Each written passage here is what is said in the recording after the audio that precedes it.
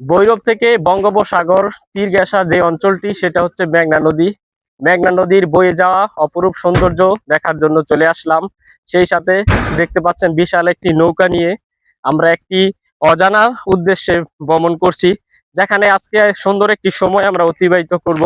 এমন বিস্তৃত সবুজ ঘাসের মোড়ানো একটি মাঠ, যেখানে ফুটবল খেলার জন্য তৈরি করা হয়েছে।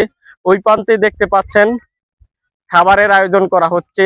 আজকের সময়টা সবাই আলাদাভাবে আনন্দ করব।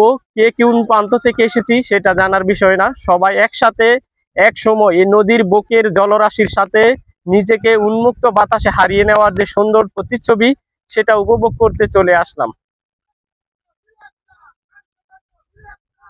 সুন্দর এই বকচি নদীর যে জলোচ্ছ্বাস এবং বাতাসের প্রতিকূলতা, তারপরও সবাই একসাথে নতুন একটি ভিন্ন আঙ্গিকে একসাথে উপস্থিত হয়েছি, নৌকায় চড়েছি। এই সৌন্দর্য উপভোগ আপনাদেরকে আনন্দিত করবে সেটা দেখানোর জন্যই চলে আসলাম। ওই প্রান্তে দেখতে পাচ্ছেন আজকে সুন্দর একটি আয়োজন করা হচ্ছে। দুপুরের খাবার সাথে আমরা আবার মাঠে নেমে পড়বো।